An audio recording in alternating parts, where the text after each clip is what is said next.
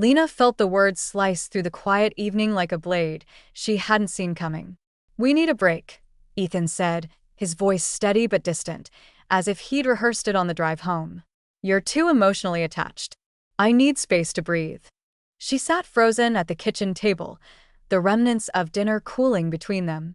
3 years of shared plans, 8 months as his fiancé, and now this, delivered without anger, just finality. Her chest tightened, not with tears, but with a sharp confusion that bloomed into quiet rage. Why now, after all the promises?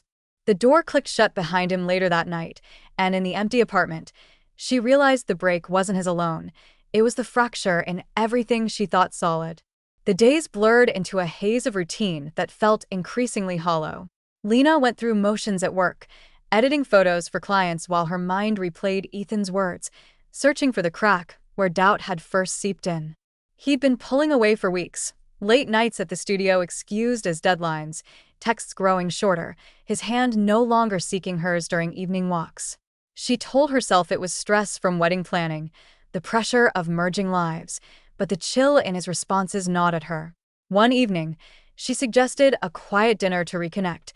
He nodded absently, then checked his phone more than once, his thumb lingering on the screen as if waiting for something urgent. Confusion twisted into self-doubt. Was she clinging too tightly, as he claimed? Nights brought sleepless hours, her thoughts circling the loss of their easy rhythm, the way us had silently shifted to his solitary I. Tension built subtly, like pressure in a sealed room. At a casual gathering with friends the weekend after, Ethan arrived late, his laughter forced when she reached for his arm. He mentioned needing time alone for a project, but his eyes avoided hers, darting to his watch instead. Lena felt the isolation deepen, a growing certainty that his space masked something unspoken. She confronted him indirectly that night, asking if everything was truly okay. He assured her it was just fatigue, but the reassurance rang false, leaving her with a knot of anger she swallowed down. By midweek, small signs piled up, forgotten shared calendars, a gym bag left by the door with a faint, unfamiliar scent. Her trust eroded, replaced by a simmering bewilderment that questioned every memory. Was their bond as unbreakable as she believed, or had she been the only one holding it together? The breaking point came unexpectedly during a routine check of their joint online account. Scrolling for a bill payment, Lena spotted an unfamiliar charge, a reservation at a beach resort, dated for the coming weekend. Her pulse quickened, not from fear, but from the dawning realization that his break had layers she hadn't uncovered. She didn't accuse him outright. Instead, she watched him closer, noting how he deflected questions about his weekends. The emotional weight pressed heavier, pain from the growing distance, confusion over his sudden detachment, and an undercurrent of fury at the betrayal she now suspected. Each ignored call or vague reply amplified the rift, pushing her from passive hurt toward a resolve she hadn't yet named. In the quiet of her evenings alone, the apartment's silence echoed her inner turmoil, transforming victimhood into the first stirrings of calculated clarity. The confirmation email arrived like an uninvited guest, slipping into Lena's inbox during a mundane afternoon at work. She had been reviewing client briefs, her focus fractured by the lingering ache of Ethan's departure, when the notification pinged.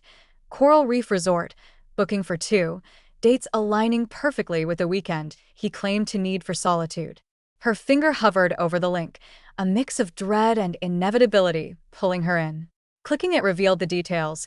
Ethan Park and Jasmine Lee, his ex from college years, listed as guests in a king suite overlooking the ocean. Attached photos from a pre-trip gathering showed them side by side, her hand brushing his arm in a way that spoke of familiarity long past casual.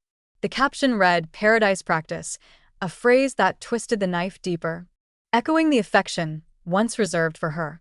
Shock settled not as a flood, but as a cold wave that numbed her extremities while sharpening her thoughts. Lena didn't scream or shatter the screen. Instead, she scrolled methodically, noting the group itinerary, sunset cocktails, couples activities, all shared in a private online folder she'd accessed through their synced account.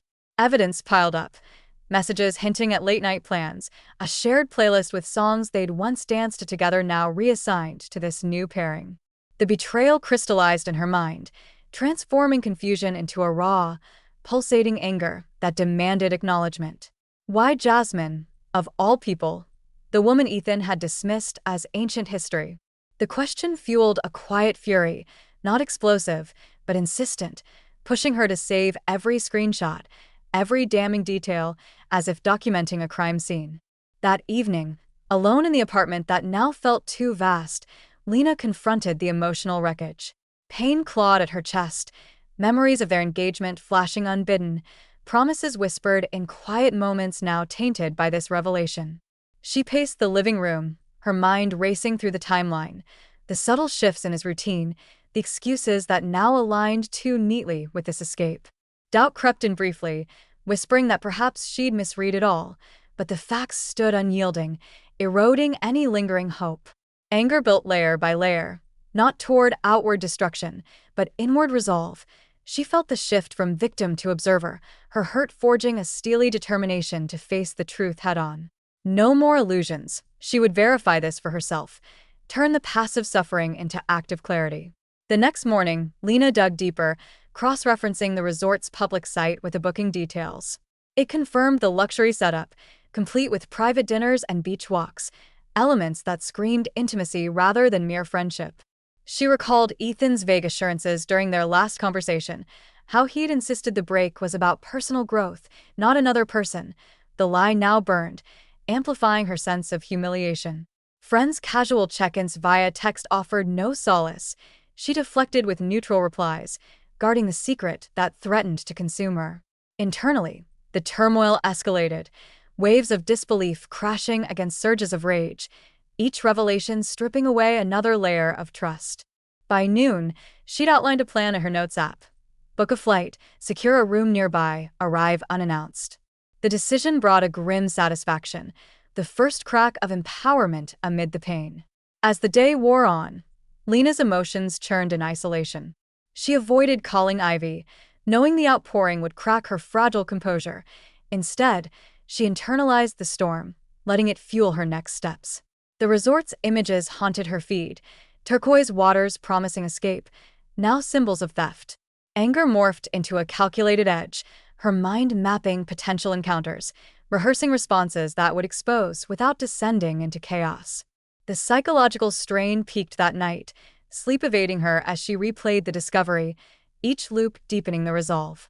Betrayal had shattered her peace, but in its ruins, a new strength emerged, silent, unyielding, ready to reclaim what was hers, the truth and the control it would bring.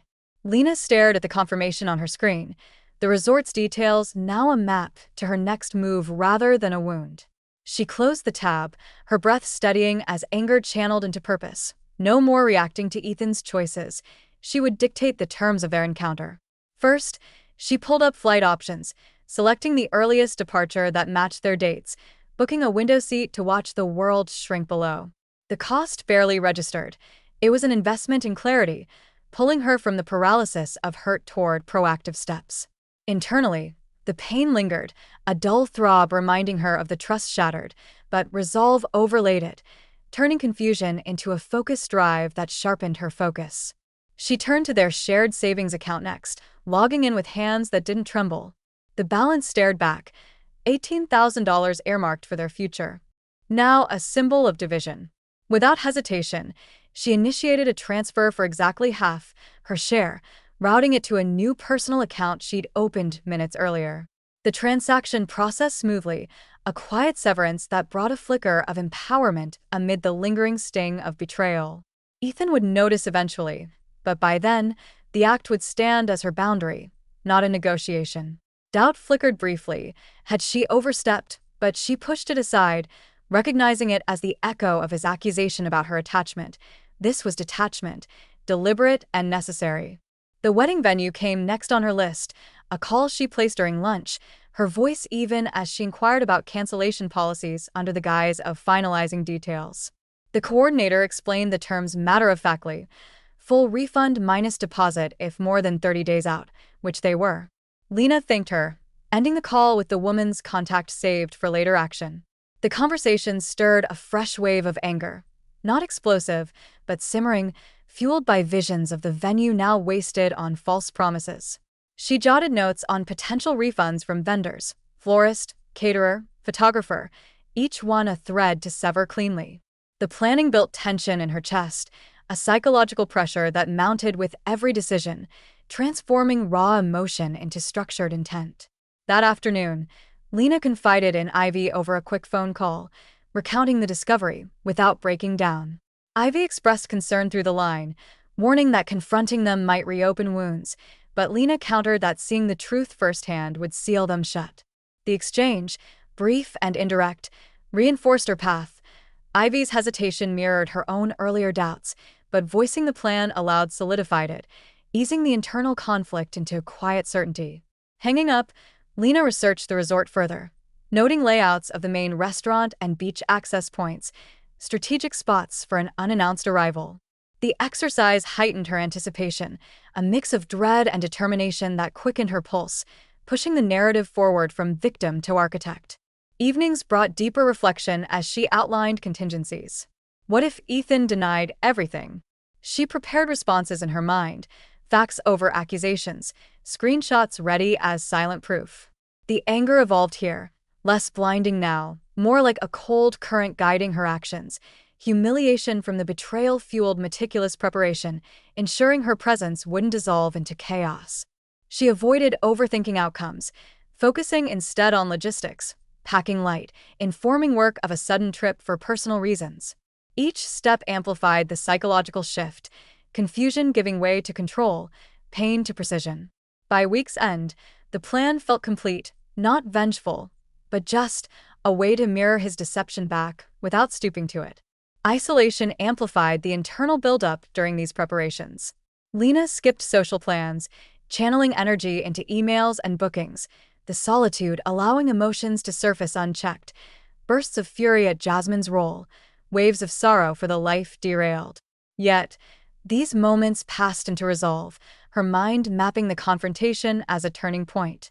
She rehearsed walking away afterward, free of the attachment he'd criticized, the thought bringing a tentative peace.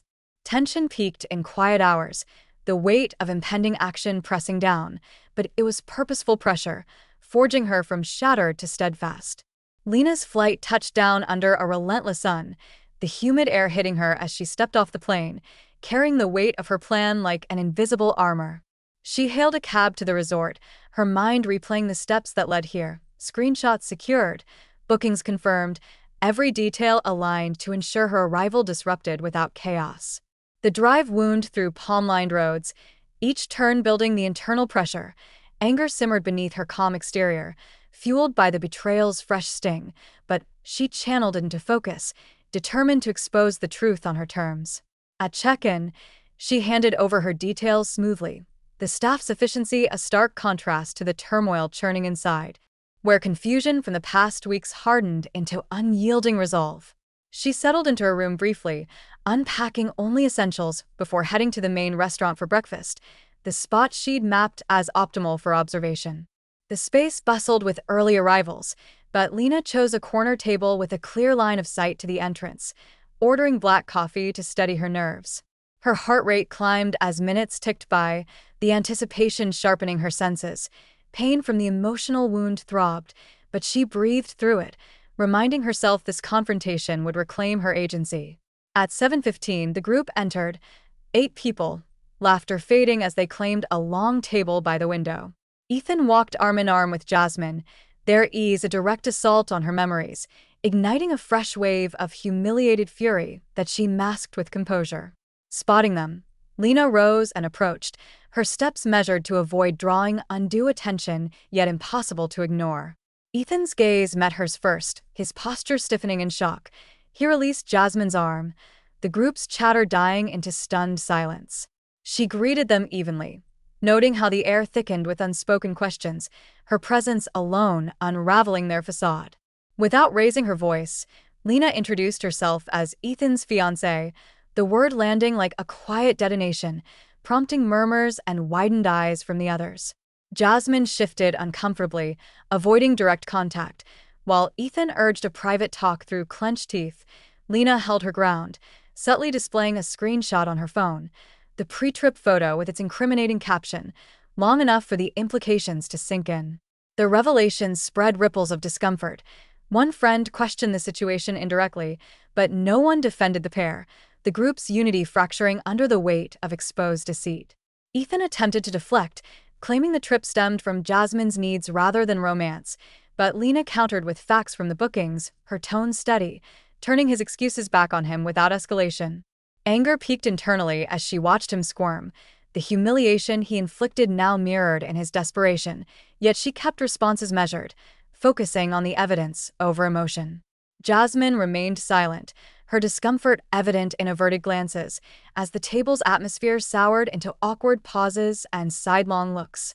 Lena suggested they step outside for clarity, leading the way to the beach where waves provided a neutral backdrop, her resolve holding firm against the urge to unleash pent-up rage. On the sand, away from prying eyes, Ethan pressed for understanding, insisting the affair wasn't serious and blaming Lena's attachment for his distance. She absorbed the words, feeling the old pain resurface, but using it to fuel her retort, that his need for space had been a pretext, now undeniable. The exchange stayed verbal, no physical advances, but tension mounted as his defenses crumbled, admissions slipping out about the timeline of his involvement with Jasmine. Lena stated the consequences calmly. She'd already divided their savings and planned to cancel the wedding arrangements, giving him a deadline to retrieve his belongings. He reached out once, but she stepped back, the boundary clear, transforming her vulnerability into strength. As she walked away, the group's dynamics shifted visibly, whispers turning to arguments, alliances tested by the unwelcome truth. Back at her table, Lena observed the fallout from afar. The group dispersed uneasily, Ethan isolated as conversations turned accusatory, Jasmine withdrawing into silence. Satisfaction edged in, not vengeful glee, but a profound respect for her own restraint. The plan had worked, holding a mirror to their actions without descending into the chaos they deserved. Internal catharsis built as she sipped her cooling coffee, the emotional storm easing into tentative peace. Pain and anger hadn't vanished, but they'd been redirected, empowering her to dictate the narrative's close. By midday, reports from shared resort channels showed cancellations within the group, the paradise tainted, consequences rippling outward from her single. Calcula-t-elle d'intervention? The beach stretched empty under the fading light as Lena walked away from the confrontation, her footsteps sinking into the sand without urgency, the immediate tension easing into a hollow quiet. She returned to her room, not for rest, but to process the exchange. Ethan's pleas had echoed hollowly, his attempts to rewrite the narrative failing against the facts she'd laid bare.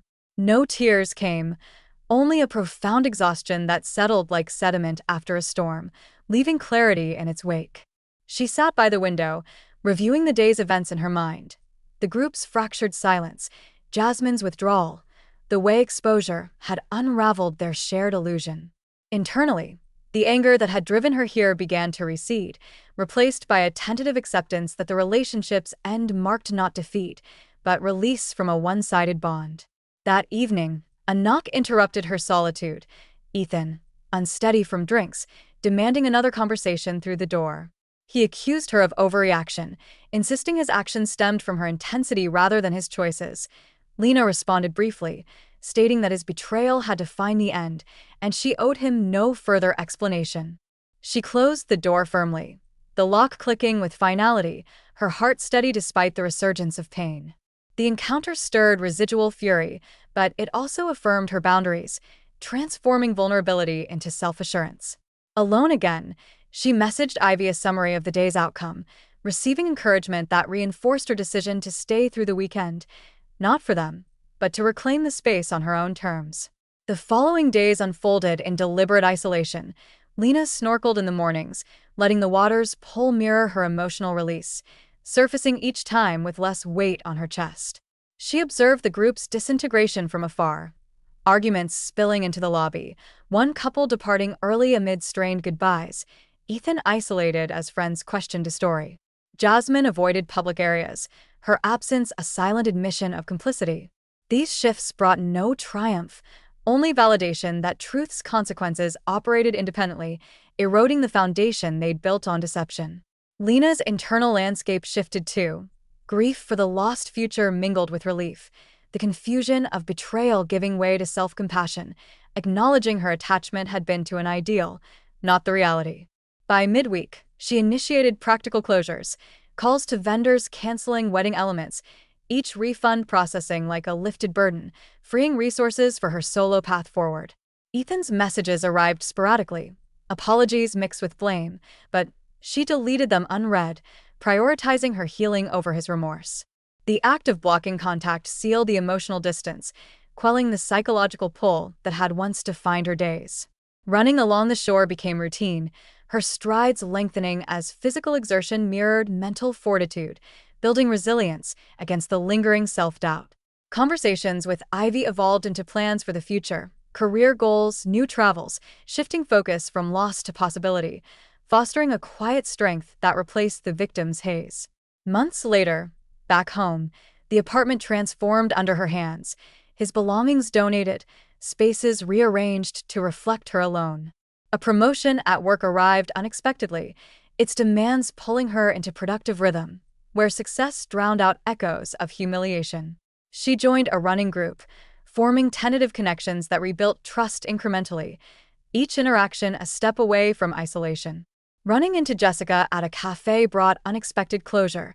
The friend admitted the group's fallout, how Ethan's and Jasmine's relationship had collapsed weeks after the resort, eroded by mutual accusations and resurfaced lies. Lena listened without judgment, her response simple. The experience had clarified her worth, unattached to their chaos.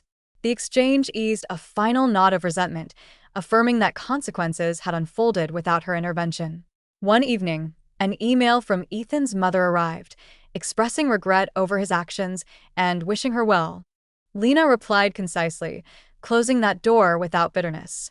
She revisited the resort 6 months on, booking the same view not for nostalgia, but to test her growth, sitting at the cafe alone, coffee in hand, watching new guests without envy.